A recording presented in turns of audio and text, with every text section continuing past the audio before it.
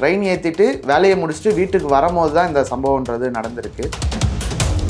கடந்த ஒரு 2 நாட்களாகவே பிளான் பண்ணி செஞ்சுருப்பாங்களோ அப்படின்ற ஒரு அம்மா வந்து என் சாதியை சேர்ந்த ஒரு மாப்பிள்ளை ஒரு பையனை தான் நீ வந்து கல்யாணம் பண்ணிக்கணும். மாலினி வந்து இதை ஒத்துக்காமல் தான் 10 வருஷமாக காதலித்தேன். இன்னைக்கு மாலினி வந்து சொல்கிறாங்க எங்கள் அம்மாவையும் கைது பண்ணணும், நீ கல்யாணம் பண்ணிட்டு எப்படி உயிர் வாழ்வ அப்படின்னு சொல்லி காவலர்கள் முன்னாடியே வந்து காவல்துறையினர் முன்னாடியே மிரட்டிட்டு போன சம்பவம் நடந்திருக்கு. தொடர்ச்சியாக தமிழகம் முழுக்க சாதியான படுகொலைன்றது தொடர்ச்சியாக நடந்துட்டு வருது. சித்தப்பாவும் இந்த காதலுக்கு வந்து எதிராக இருந்த ஒரு ஆள் தான், அம்மாவும் எதிராக இருந்த ஒரு ஆள் தான். அப்பா வந்து இதே வைரமுத்து கேஸ்ட். வைரமுத்து அப்புறம் ஏன் அவங்க லவ் பண்ணும்போது இழுத்துச்சு இப்போ என்ன கசக்குதா எப்படி? அதுதான் நாமளும் கேட்க வேண்டியதாக இருக்குது. புதிய சிந்தனை நேயர்களுக்கு வணக்கம். இன்றைய சிறப்பு நேர்காணலில் நம்முடைய இணைந்திருக்கும் சிறப்பு விருந்தினர் TYFI மாவட்ட தலைவர் அருண் அவர்கள். சார் வணக்கம், எப்படி இருக்கீங்க? நல்லா இருக்கு சார். மாயவரம் ஒன்றிய துணைத் தலைவர் வைரமுத்து அவர்கள் இன்னைக்கு நேற்று முன்தினம் ஆணவ படுகொலை செய்யப்பட்டாரு. எப்படி நீங்க பாக்குறீங்க, என்ன நடந்திருக்கு சார்? சார், நம்ம வைரமுத்து எங்களுடைய அமைப்பினுடைய ஒன்றிய துணைத் தலைவராகவும் இதே போன்று பல சாதி ஆணவ படுகொலைகளுக்கு எதிராக குரல் கொடுத்து போராடிய ஒரு தோழராக தான் நாங்கள் இதனால் வரையும் பார்த்தோம். அந்த தோழர் கிட்டத்தட்ட ஒரு 10 ஆண்டுகளாக ஒரு பெண்ணை வந்து காதலிக்கிறாரு. அது அவங்க வீட்டில் வந்து சில சமயங்கள் முன்னாடி வந்து சண்டையும் நடந்திருக்கு. தொடர்ச்சியாக வந்து காதல்ன்றது அந்த ஒரு இதுன்றது தொடர்ச்சியாக இருந்திருக்கு. காதல்ன்றது அது ஒரு கட்டத்தில் தன் வீட்டில் வந்து அந்த மாலினியோடைய வீட்டில் வந்து கல்யாணம் பண்ணிக்கணும், தான் வீட்டில் பார்க்குற பையனை தான் கல்யாணம் பண்ணிக்கணும் அப்படின்ற ஒரு கேள்வி ஒரு இது வருது. ஆனால் நம்ம அதில் குறிப்பிட்டு நம்ம பார்க்க வேண்டியது என்னென்னா, மாலினியோடைய அம்மா விஜயா அவங்க வந்து வேற்று சாதியை சார்ந்தவர்கள். இந்த அவருடைய அப்பா, அந்த மாலினியோடைய அப்பா வந்து மாலினியோட அப்பாவும் வைரமுத்து அவங்க எல்லாமே வந்து ஒரே சாதியை சேர்ந்தவங்க தான். இதில் அம்மா வந்து என் சாதியை சேர்ந்த ஒரு மாப்பிள்ளை ஒரு பையனை தான் நீ வந்து கல்யாணம் பண்ணிக்கணும் அப்படின்றதுக்கான ஏற்பாடுகளுக்குள்ளே இறங்கும் போது என்னென்னா, மாலினி வந்து இதை ஒத்துக்காமல் தான் 10 வருஷமாக காதலித்தேன், அதுக்கு நான் அவங்க கூட தான் வாழ்வேன்னு சொல்லிட்டு வீட்டை விட்டு வெளில வராங்க. அதுக்கான திருமணத்திற்கான வேலைகளுக்குள்ளே ஈடுபடும் போது தான் அவங்க சென்னைக்கு தான் வேலை பார்த்த இடத்துல இருக்கக்கூடிய சர்டிஃபிகேட்ஸை வாங்கிட்டு வரத்துக்கு போகும்போது தான் போன உடனே வந்து தோழர் வைரமுத்து அவர்களை வந்து மாலினியினுடைய 2 சகோதரர்கள் இரவு 10:30 மணிக்கு வந்து வெட்டி கொண்டு இருக்காங்க அப்படின்றதான். இது நம்ம வெறும் இந்த ஒரு கேஸாக மட்டும் நம்ம பார்த்துட முடியாது, இந்த ஒரு நிகழ்வாக மட்டும் பார்த்துட முடியாது. தொடர்ச்சியாக தமிழகம் முழுக்க அதுவும் இந்த ஒரு கடந்த ஒரு 2-3 வருடங்களாக மிகப்பெரிய அளவில் வந்து சாதி ஆணவ படுகொலைன்றது தொடர்ச்சியாக நடந்துட்டு வருது. இல்லை, இதில் வந்து இப்போ இந்த மாலினியோட அம்மா இருக்காங்களே விஜயா, அவங்க வந்து வேற கேஸ்ட். ஆனால் அவங்க லவ் பண்ணி கல்யாணம் பண்ணது மாலினியோட அப்பா வந்து இதே கேஸ்ட், வைரமுத்து கேஸ்ட். அப்புறம் ஏன் அவங்க லவ் பண்ணும்போது இழுத்துச்சு இப்போ என்ன கசக்குதா எப்படி? அதுதான் நாமளும் கேட்க வேண்டியதாக இருக்குது. தனக்கு ஒரு நியாயம், தன் பெண்ணுக்கு ஒரு நியாயமா அப்படின்றதான் நம்ம கேட்குறோம். இருந்தாலும் அவங்க இன்னைக்கு இந்த சமூகம் வந்து எப்படி சாதியில் எப்படி ஊறி போயிருக்கு அப்படின்றது இது வந்து ஒரு எடுத்துக்காட்டாக நம்ம பார்க்க வேண்டியது இருக்குது. என்னதான் தான் வந்து வேற சாதியில் வந்து கல்யாணம் பண்ணாலும் தன்னுடைய பிள்ளை, தன்னுடைய மகள் தன்னுடைய சாதியில் தான் கல்யாணம் பண்ணிக்கணும்னு நினைக்கிற அளவுக்கு இன்னைக்கு வந்து சாதி ஊறி போயிருக்கு அப்படின்னா, இந்த சமூகத்தை மாற்றுறதுக்கான முன்னெடுப்பை நம்ம அனைவரும் எடுக்கணும் அப்படின்றது தான் நம்ம சொல்லணும். நேற்று முன்தினம் என்ன நடந்துச்சு? மாலினியை கொண்டு ட்ரெயின் ஏற்ற போனாங்களா இல்லை பஸ் ஏற்ற போனாங்களா? ட்ரெயின் ஏற்றிட்டு வேலையை முடிச்சுட்டு வீட்டுக்கு வரும்போது தான் இந்த சம்பவம்ன்றது நடந்திருக்கு. இரவு இப்போ இது வந்து எனக்கு தெரிந்து கடந்த ஒரு 2 நாட்களாகவே பிளான் பண்ணி செஞ்சுருப்பாங்களோ அப்படின்ற ஒரு இதுதான் வந்திருக்கு. காவல்துறையும் வந்து 4 பேர் மீது SCST வன்கொடுமை தடுப்பு சட்டத்தின் கீழ் வந்து வழக்கு பதிவு பண்ணியிருக்காங்க. அது காவல்துறையும் ஒரு பக்கம் விசாரிச்சுட்டு இருக்காங்க. அதே போல் எங்களுடைய அமைப்பின் சார்பாக தமிழகம் முழுக்க இன்றைக்கி வந்து மிகப்பெரிய போராட்டங்களையும் முன்னெடுத்துட்டு வரோம் அப்படின்றதான். நீங்கள் அதாவது உங்கள் தோழர்களை போய் பார்த்தாங்களா, எப்படி இருந்துச்சு பாடி? ஏன்னா 2 பேரால கொண்டிருக்க முடியுமான்னு கேட்குறேன். 2 பேர் தான் கொண்டிருக்காங்க. ஆனால் தோழர்கள் வழக்கு போட்டிருக்காங்கல்ல. அது அந்த இது மட்டும் கிடையாது. சித்தப்பாவும் இந்த காதலுக்கு வந்து எதிராக இருந்த ஒரு ஆள் தான், அம்மாவும் எதிராக இருந்த ஒரு ஆள் தான்.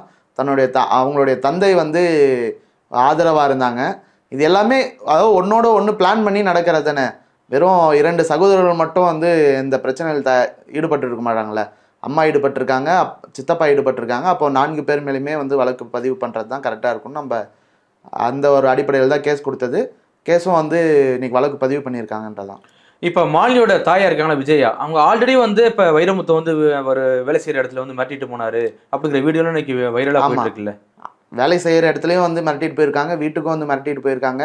இது குறித்து காவல்துறையில் வந்து புகார் அளிக்கும் போது 2 சைடும் கூப்பிட்டு விசாரிக்கும் போது காவல் நிலையத்திலே 2 சகோதரர்களும் நீ கல்யாணம் பண்ணிட்டு எப்படி உயிர் வாழ்வ அப்படின்னு சொல்லி காவலர்கள் முன்னாடியே வந்து காவல்துறையினர் முன்னாடியே மிரட்டிட்டு போன சம்பவம் நடந்திருக்கு.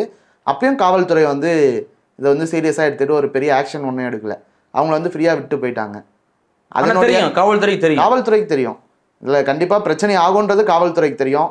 காவல்துறையுடைய மெத்தனை போக்கால தான் இன்னைக்கு ஒரு உயிர் போயிருக்கு, எங்கள் தோழருடைய உயிர் போயிருக்கு அப்படின்றத நாங்கள் பார்க்குறோம். ஆனால் ஒரு தரப்பு என்ன சொல்கிறோம், ஆனால் இப்போ காவல் நிலையத்தில் வந்து எழுதி கொடுத்துருக்கு போனுச்சு அந்த மாலினிங்கிற பொண்ணு, நான் அவரை விட்டு விளைகிறேன், எங்கள் அப்பா அம்மா சொல்கிற மாப்பிள்ளையே கல்யாணம் பண்ணிக்கிறேன் அப்படின்னு சொல்கிறாங்க. அதெல்லாம் உண்மை தானே? அப்படி அதெல்லாம் கிடையாது. எழுதி கொடுத்துருந்தாங்கன்னா ஏன் வந்து திருமணம் பண்ணிக்க போகிறோன்னு சொல்லிட்டு கடந்த ஒரு 2 நாட்கள் வைரமுத்தினுடைய வீட்டுக்கு வந்தாங்க, அதுக்கான கல்யாண ஏற்பாடுகளுக்குள்ளே போயிருக்காங்க அப்படின்னும் போது வெறும் எழுதி கொடுத்தாங்கன்னு சொல்கிறத நம்ம எப்படி நம்ப முடியுன்றதான் கேள்வியாகவும் இருக்குது. இன்னைக்கு மாலினி வந்து சொல்கிறாங்க எங்கள் அம்மாவையும் கைது பண்ணணும், எல்லாத்துக்கும் காரணம் எங்கள் அம்மா தான் அப்படிங்கிறாங்களே. கண்டிப்பாக அவங்க அம்மா தான் ஒரு மிக முக்கியமான குற்றவாளியாக நம்ம கருதணும். ஏன்னா அம்மாவுடைய வலியுறுத்தலின் பேரில் தான் தன்னுடைய 2 பிள்ளைகளும் இன்னைக்கு வந்து தோழர் வைரமுத்தை வந்து கொண்டு இருக்காங்க அப்படின்றது. இல்லை இதில் எங்கே சார் சாதிய, அதாவது என்ன சொல்கிறது, ஒரு சாதி எப்படி இல்லை வந்து இப்போ 2 பேர் சிக்கி இன்னைக்கு 2 பிள்ளையும் இன்னைக்கு ஜெயிலுக்கு போகிற அளவுக்கு வந்திருக்காங்கல்ல. இப்போ இதுக்கு மேலே தாண்டி சாதியம் தேவைப்படுதா? அப்படி பெற்ற பிள்ளைகளோட தன்னுடைய உயிரோட தன்னுடைய கௌரவம் தான் முக்கியம். இன்னைக்கு வந்து சாதிய சிந்தனை உள்ள ஆட்கள் தமிழகம் முழுக்க இருக்காங்க. அதை ஊக்குவிக்கிற அளவில் இன்னைக்கு சாதிய சங்கங்கள், அரசியல் கட்சிகள், ஆட்சியில் இருந்த கட்சி, ஆட்சியில் முன்னாடி இருந்த கட்சி எல்லாருமே வந்து இதுக்கு தேவையான அனைத்து வேலைகளையுமே அவங்களுக்கான உதவிகள் எல்லாத்தையுமே செஞ்சுட்டு வராங்கன்னும் போது இது எல்லாமே நடக்கும். இதோட மோசமாகவும் நடக்கிறதுக்கான வாய்ப்புகள் நிறையவே இருக்குன்றதான். சட்டசபையினுடைய சபாநாயகர் அப்பாவை வந்து சாதிய மோதல்களே இல்லை தென் தமிழகத்தில், தமிழ்நாட்டில் இல்லை அப்படின்ற அளவுக்கு பேசுகிறாரு. முதல்வர் இருக்கிற சட்டமே போதும் தடுத்து நிப்பாட்டுறதுக்குன்னு பேசுகிறாரு. ஆனால் அதே டைமில் திமுகவினுடைய பல அமைச்சர்கள் சாதிய சங்க மாநாட்டுகளில் போயிட்டு பேசிட்டு வராங்க. உங்களால தான் நாங்கள் ஜெயிக்கிறோன்ற அளவுக்கு வந்து பேசிட்டு வராங்க. அப்படின்னும் போது தன்னுடைய ஓட்டுக்காக மக்களுடைய உயிரை வந்து அவங்க பாதுகாக்கணும்னு நினைக்க மாட்டாங்க. தன்னோட ஓட்டு தேவை, தன்னோட ஆட்சி தேவை, தான் எப்படி சம்பாதிக்கணுன்ற ஒரு வழியை மட்டுமே பார்க்கக்கூடிய ஒரு அரசாங்கம் இது போன்ற சம்பவங்களை தடுத்து நிப்பாட்டுறதுக்கு எந்த ஒரு வேலையும் முன்முயற்சிகளும் எடுக்க மாட்டாங்க. தனிச்சட்டமையும் இயற்ற போகிறது இல்லை. ஆமாம், தொடர்ச்சியாக அங்கே டிஒய்எஃப்ஐ உள்ளிட்ட பல முற்போக்கு இடதுசாரி அமைப்புகள் வந்து தொடர்ச்சியாக இந்த மாதிரியா சாதி ஆணவ படுகொலைகளுக்கு தனியான ஒரு சிறப்பு சட்டம் இயற்றணும், அதில் ஒரு சில குறிப்பிட்ட வழிமுறைகள் வந்து நீங்கள் பின்பற்றணும் அப்படின்றத நம்ம வந்து முன்வைக்கிறோம். உதாரணமாக என்னென்னா, இப்போ லாஸ்ட்டாக கவின் படுகொலை நம்ம உதாரணமாக எடுத்துக்கிட்டோம்னா, மாதத்திற்கு 2 லட்சம் சம்பளம், ஒரு வருடத்துக்கு 12 லட்ச ரூபாய் சம்பளம், குறைந்தது ஒரு 40 வருஷம் அவர் வேலை பார்த்துருந்தாருன்னா கிட்டத்தட்ட 2 கோடிக்கு மேலே வந்து அவரால் சம்பாதிச்சிருக்க முடியும். தன்னுடைய குடும்பம் அதில் ஏதோ ஒரு அளவில் ஏதோ ஒரு வகையில் வந்து பயன்பெற்றிருக்கோம் அப்படின்றது தான். ஆனால் அவருக்கு வந்து நஷ்ட ஈடாக கொடுப்பேன்னு தமிழக அரசு சொன்னது 20 லட்சம். அவர் 1.5 ஆண்டு வேலை பார்த்தாலே அந்த 20 லட்சத்தை அவரால் சம்பாதிக்க முடியும். அது மட்டும் இல்லை, அவங்க குடும்பத்திற்கு ஒரு அரசு வேலை கொடுக்கணும் அப்படின்னு நம்ம சொல்கிறோம். ஆனால் அந்த அரசு வேலை கொடுக்குறாங்கன்னு கேட்டோம்னா பல இடங்களில் கிடையாது, பல இடங்களில் பல நாட்கள் அலக்கரித்து கொடுக்குறாங்க. அதே போல் வழக்கில் வெறும் எஸ்சிஎஸ்டி தடுப்பு சட்டத்தின் மீது மட்டும் வழக்குன்னு போட்டால் அதுக்கான சட்டங்கள் தான் இருக்கும். இப்போது அதை விட வந்து இன்னும் கொஞ்சம் தீவிரமான சட்டத்தை வந்து கொண்டு வரணும் அப்படின்றதா இருக்கட்டும். இந்த மாதிரி பல வழிமுறைகளை வந்து நம்மளும் முன்மொழிகிறோம். ஆனால் முதல்வர் சொல்கிறது தான், நம்ம தமிழ்நாட்டினுடைய மக்களால் தேர்ந்தெடுக்கப்பட்ட முதல்வர், சமூக நீதி ஆட்சி என்று தொடர்ச்சியாக வந்து சொல்லிட்டு இருக்கிற அதே முதல்வர் தான் இதுக்கான தனி சட்டம்லாம் வேண்டாம், இருக்கிற சட்டமே தடுத்து நிப்பாட்டுன்னு சொன்ன அடுத்த அதே மாதத்தில் சாதி ஆணவ படுகொலையும் நடந்திருக்கு. இப்பயும் நடந்திருக்கு. கடந்த 1.5 மாதத்துக்கு முன்னாடியும் சாதி ஆணவ படுகொலைன்றது நடந்திருக்கு. அப்போது இதெல்லாம் வந்து அவங்க தெரிஞ்சே வேணும்னே வந்து கண்ணை மூடிக்கிட்டு, கண்ணில் வந்து துணியை கட்டிக்கிட்டு இருக்காங்களா அப்படின்ற ஒரு கேள்வியை நம்ம வந்து இன்றைக்கி இருக்கக்கூடிய ஆட்சியாளர்கள் மீது நம்ம வந்து கேட்க வேண்டியது இருக்குது. இதில் இன்னொன்றுனா, பிஜேபி போன்ற அரசியல் கட்சிகள் வந்து தொடர்ச்சியாக இந்த மாதிரியான சாதிய சங்கங்களை அணிதிரட்டி அதுக்கான நிதியிலேருந்து எல்லாத்தையுமே கொடுக்கும்போது இன்றைக்கி இருக்கக்கூடிய திராவிட கட்சிகளும் சாதிய கட்டமைப்புகளுக்கு எதிராக மிகப்பெரிய போராட்டம் நடத்திய திகாவிலேருந்து பிரியப்பட்ட திமுகவாக இருக்கட்டும், அது பின்னாடி உருவான அதிமுகவாக இருக்கட்டும், அதே வழிமுறைகளில் சாதிய சங்கங்களை தன் கைக்குள்ள வச்சுக்கணும்னு சொல்லி தொடர்ச்சியாக வந்து செயல்பட்டுக்கிட்டு வராங்க அப்படின்றத நம்ம பார்க்க வேண்டியது இருக்குன்றதான். இல்லை, நேற்று முன்தினம் வைரமுத்து வெட்டும் போது யார் யார் கூட இருந்தால் இன்னும் மணலில் இருந்திருப்பாங்க? வைரமுத்து தனியாக தான் வந்தார். அவங்களுடைய 2 சகோதரர்கள் தனியாக வந்து வெட்டியிருக்காங்க அப்படின்றதான் இதுவரையும் நமக்கு தகவலாக இருக்குது. போலீஸும் அதான் சொல்கிறாங்க. மேலும் விசாரணையில் இன்னும் எத்தனை சார் இது நடந்தது சம்பவம்? அது இன்னும் கிளியராக யாருக்குமே தெரியல. தனியாக அந்த இடத்துல வேறு யாரும் இல்லாததால நமக்கு வந்து கிளியராக எதுவுமே. எப்போ போய் பார்த்தாங்க? வெட்டுப்படுக்கிறதா யார் போய் பார்த்தா? இரவு தான் காவல்துறைக்கு வேற ஒரு அந்த வழியாக போனவர்கள் மூலயமா தகவல் கிடைச்சது தான். அப்போவே ஸ்பாட் அவுட்டு. பார்க்கும்போது உயிர் இல்லாமல் இருந்தது தான். உடம்பு முழுக்க வந்து வெட்டு காயத்தோட இருந்த செய்தி தான் முதல்ல நமக்கு வந்து கிடைச்சது. இல்லை, போஸ்ட்மார்ட்டம் ரிப்போர்ட் என்ன சொல்லுது? போஸ்ட்மார்ட்டம் ரிப்போர்ட் இன்னும் கொடுக்கல. இல்லைப்பா, இதே மாதிரி சாதிய ஆணவ படுகொலை நடக்கும் போதெல்லாம் பார்த்தீங்கன்னா அவனுடைய மனநிலை வேற மாதிரி இருக்குமா? எப்படி? நான் தொடர்ச்சியாக பார்த்துட்டு இருக்கேன், ஒவ்வொரு மாதமும் தொடர்ச்சியாக ஆணவ படுகொலை நடந்துகிட்டே இருக்கு. இல்லை, நம்ம சாதி ஆணவ படுகொலை செய்யப்படுற ஆட்களை சாதிய சங்கங்கள் வந்து பாதுகாக்குது, அவங்களுடைய குடும்பத்தை பாதுகாக்குது. உதாரணமாக நம்ம எடுத்துட்டோம்னா யுவராஜ் இப்போ இன்னைக்கு வந்து சிறையில் இருக்கார். அவர் வந்து பரோலில் வெளில வரும்போது அவருக்கு கொடுத்த மரியாதை, அவருக்கு எடுத்த விழாக்கள் நம்ம பார்த்தோம்னா அவர் தான் வந்து மிகப்பெரிய தியாகி. இந்த சமூகத்தில் அவர் தான் மிகப்பெரிய தியாகின்ற லெவலுக்கு வந்து இன்னைக்கு அந்த சமூகத்தை சேர்ந்தவங்க வந்து கொண்டாடும் போது இது எல்லாத்தையும் பார்க்கும் போது தனக்கும் அந்த மாதிரியான மரியாதை கிடைக்கும் அப்படின்றது தானே வந்து சாதாரண இளைஞர்களுக்கு வந்து தோணும். அப்போ வந்து வெட்டுறதுக்கு நம்ம ஏன் துணியக்கூடாது அப்படின்ற கவின் வழக்கில் அப்பா அம்மா 2 பேரும் போலீஸு. அவர் பட்டாக்கத்தி எடுத்து வீடியோ ரீல்ஸ் போடுறாரு. அதே டைமில் அவர் வந்து ஒரு அத்லெட்டு, படிச்சிருக்காரு. ஆனாலும் வந்து நிறைய வாங்கி குமிச்சு வச்சிருக்காரு, எல்லாமே பண்ணுறாரு. சமூகத்தில் இந்த முற்போக்கா, அதாவது கல்வி கிடைச்சா முற்போக்கா எல்லாரும் முன்னேறிடுவாங்க அப்படின்ற சிந்தனை போய் இன்னைக்கு கல்வி படித்தவர்கள் தான் வந்து அதிகமாக இந்த மாதிரி படுகொலைகளை செய்கிறாங்க, சாதியான படுகொலைகளை செய்கிறாங்கன்னும் போது அப்போ இன்றைக்கி இருக்கிற கல்வியே நம்ம மாற்றணும், இந்த சமூகத்தையே மாற்றணுன்றது தான் கேள்வியாக நம்ம மாற்றணுன்றது தான் நம்மளுடைய கோரிக்கையாக இருக்குது. இப்போ கல்வி எந்த அளவுக்கு கொண்டு போயிருக்கு, இந்த சமூகத்தை மாற்றுறதுக்கான இடத்துக்குள்ளே எங்கே போயிருக்கு அப்படின்றதையும் நம்ம கேள்வி எழுப்ப வேண்டியதாக இருக்குது. இப்போ இதுக்கு என்ன தீர்வு? இப்போ ஆணவ படுகொலைக்கு இதுக்கான முடிவு இருக்கா? அப்படி அது நம்ம ஒரேடியாக முடிவுக்குள்ளே கொண்டு வர முடியாது. குறைஞ்சபட்சம் அது உடனடியாக பண்ணால் அதை குறைக்கிறதுக்காக சாதி ஆணவ படுகொலைக்கு எதிராக தனி சிறப்பு சட்டத்தை ஏற்றுறது தான் ஒரே ஒரு வழி.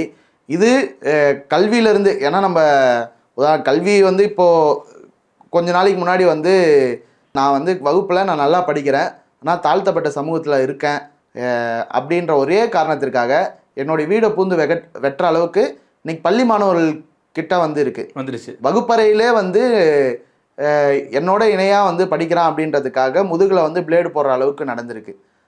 ஒரு தலித் சமூகத்தை சேர்ந்தவர் வந்து பைக் ஓட்டுறார், ராயல் என்ஃபீல்டு பைக் வச்சிருக்கான்றதுக்காக அவர் கையை வெட்டுற அளவுக்கு வந்திருக்கு. இது எல்லாமே என்னன்னா படிக்கக்கூடிய மாணவர்கள், படித்து முடிச்சு கொஞ்ச நாள் ஆன இளைஞர்கள் மத்தியில் தான் இருக்குது. பள்ளியிலே விதைக்கப்பட்டுக்கு தானே, பள்ளியிலே விதைக்கப்படுது. ஒரு ஆசிரியர்கள் வந்து தொடர்ச்சியாக சாதியை குறித்து வந்து பேசுகிறாங்க மாணவர்கள் மத்தியில். வீட்டில் இருக்கக்கூடிய பெற்றோர்கள் வந்து சாதியை பற்றி தொடர்ச்சியாக பேசுகிறாங்க. தமிழகத்தில் தான் அதிகமாக வளர்ச்சி அடைஞ்சிருக்கு கல்வியில் அப்படின்னு நம்ம பறைசாட்டிக்கிட்டாலும் இன்றைக்கும் இந்த கல்வி அதிகமாக இருக்கக்கூடிய தமிழகத்தில் தான் இவ்வளோ பெரிய சாதிய வன்கொடுமைகள் தொடர்ச்சியாக நடக்குது, படுகொலைகள் நடக்குதுன்னும் போது இப்போது இந்த கல்வி படிக்கும் போதே மாணவர்கள் மத்தியில் என்ன விதைக்கிறாங்க இன்றைக்கி இருக்கக்கூடிய ஆசிரியர்கள் அப்படின்றத நம்ம கேள்வி எழுப்ப வேண்டியது இருக்குது. தன்னுடைய பெற்றோர்களுடைய வழிகாட்டுதல் எப்படி இருக்குது அப்படின்றத நம்ம வந்து கேள்விக்குள்ளாக்கணும். இதை முதல்ல வந்து மாற்றணும். சமூகத்தில் கொஞ்சம் கொஞ்சமான மாற்றங்களை கொண்டு வரோம்னா கல்வியிலேருந்து தான் நம்ம துவங்க முடியும், குடும்பங்கள்லேருந்து தான் நம்ம துவங்க முடியும். அப்படின்னும் போது அதுலேருந்து நம்ம ஆரம்பிக்கணும்னா அதுக்கேற்ற ஒரு அரசாங்கத்தை வந்து நம்ம அமைக்கணும் அப்படின்றது தான் நம்ம பேசுகிறோம். இப்போ நிறையா இதே மாதிரி இப்போ காதலர்களை TYFI வந்து பாதுகாக்குது. அப்படிங்கும்போது ஒரு ஒன்றிய துணைத் தலைவராக இருக்க வரையும் வைரமுத்து ஏன் பாதுகாக்கலையே? அப்படி கண்டிப்பாக பாதுகாத்தோம். தொடர்ச்சியாக 10 ஆண்டுகள் பல மிரட்டல்களுக்குள்ளே வந்து பாதுகாத்தோம். அதில் எதிர்பார்க்காத ஒரு சம்பவமாக இது நடந்திருக்குன்றது தான் நம்ம பார்க்க வேண்டியது இருக்குது. இது போன்ற பல காதலர்கள் தொடர்ச்சியாக இன்றைக்கும் வந்து பாதுகாத்து கொண்டு இருக்கக்கூடிய ஒரு அமைப்பு தான் DYFI. நம்ம தொடர்ச்சியாக பாதுகாப்போம். இது ஒரு எதிர்பார்க்காத ஒரு சம்பவன்றதுனால நம்ம வருத்தத்தை மட்டும்தான் இப்போதைக்கு நம்மளால் தெரிவிக்க முடியுன்றது. ஆனால் இதுக்கு எதிராக தொடர்ச்சியான போராட்டங்களை வந்து DYFI தமிழ்நாடு முழுக்க நடத்திட்டு இருக்கு. நேற்றைக்கும் நடத்தியிருக்கு, இன்றைக்கும் நடத்தியிருக்கு. தொடர்ச்சியாக இதை தடுக்கும் வரை தொடர்ச்சியான போராட்டங்களை, கள போராட்டங்களாக இருக்கட்டும், சட்ட போராட்டங்களாக இருக்கட்டும், தொடர்ச்சியாக அது வந்து முன்னெடுப்போம் அப்படின்றது தான். இல்லை, நீங்கள் பல காதலர்களுக்கு நீங்கள் வந்து பாதுகாப்பு கொடுத்துருப்பீங்க. அப்போ எப்படி இருக்கும் அவங்களுடைய மனநிலை? அதாவது ஒரு காதலர்களை பிரிக்க வரும்போது, வெட்ட வரும்போது அவருடைய மனநிலை எப்படி இருக்கும்? அது காதலர்கள் நம்ம பிரிக்கக்கூடிய அந்த மனநிலைன்றது, இதை நான் செஞ்சுட்டா இந்த சமூகமே என்னை வந்து ஏதோ பெரும் தலைவர் அளவுக்கு என்னை போற்றும், பாதுகாக்கும், தன்னுடைய குடும்பத்தை வந்து பாதுகாக்கிறதுக்கான அந்த சாதிய சங்கங்கள் வந்து அனைத்து வேலைகளையும் செஞ்சுட்டு இருக்கு. அப்படி பார்க்கும்போது இந்த அதாவது தலித் சமூகமாகவே இருந்தாலும் எனக்கு காசு கொடுக்குறாங்கன்னா நான் வந்து அவனை வெட்டுவேன், அந்த காசின் மூலிமா என்னுடைய குடும்பத்தை பாதுகாத்துக்க முடியும் அப்படின்ற அளவுக்கு இன்னைக்கு வந்து கீழே இறங்கி போயிருக்கு அப்படின்றதான்.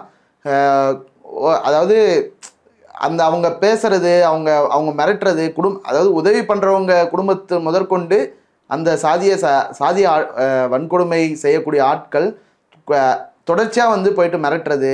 இல்லை என்ன சொல்லி மிரட்டுறாங்க இப்போ அவங்கள? அதான் வெட்டிடுவோம், உயிர் இருக்காது, உடனடியாக எங்கள் வீட்டு பொண்ணை கூட்டுவா, எங்கள் வீட்டு பையனை கூட்டுவா அப்படின்னு சொல்லி மிரட்டுறது தான். அது வீட்டில் வந்து அவங்க இல்லைனாலும் பெற்றோர்களை வந்து மிரட்டும் போது வந்து தன்னோட உயிர் போனாலும் பரவாயில்ல, பெற்றோர்கள் உயிர் போகக்கூடாதுன்ட்டு ஒரு சிலர் கொண்டு வராங்க. ஆனால் ஒரு சிலர் அப்பயும் வந்து அதை மீறி செயல்படக்கூடிய வேலைகள் இருக்குது, அதையும் பாதுகாத்து கொண்டு வேலை செய்யக்கூடிய இதுவும் இருக்குது அப்படின்றத நம்ம பார்க்குறோம். பாதுகாப்பு இருக்கா? முதல்ல இது மாதிரி ஆட்களுக்கு பாதுகாப்பு இருக்கா? பாதுகாப்பு கிடையாது. தமிழகம் முழுக்க எங்கேயுமே பாதுகாப்பு கிடையாது. இந்த மாதிரியா கொஞ்சம் முற்போக்கான ஆட்கள் ஒரு சில இடங்களில் வந்து பாதுகாப்பு வழங்குறாங்களே தவிர, அதை தாண்டி தமிழகம் முழுக்க காவல்துறையோ இதுக்கு வந்து முறையான பாதுகாப்பு உருவாக்குறதுக்கான இதுக்கு தனி ஸ்பெஷல் டீம் கிடையாது. வந்தாலுமே பல இடங்களில் காவல்துறையே வீட்டுக்கு கொண்டு போய் விட்டுறக்கூடிய சூழ்நிலையும் இருக்குது. ஏன்னா காவல்துறையில் இருக்கிறவங்க சாதி பார்க்குறாங்கல்ல, கண்டிப்பாக அதிகாரத்தில் இருக்கக்கூடிய எல்லாருமே சாதி பார்க்குறாங்கல்ல.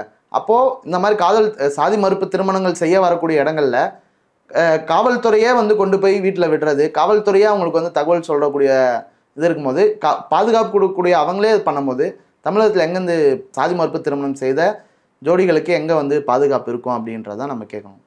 கண்டிப்பாக பொறுத்திருந்து பார்ப்போம் என்ன நடக்குதுன்னு. மிக்க நன்றி சார். நன்றி.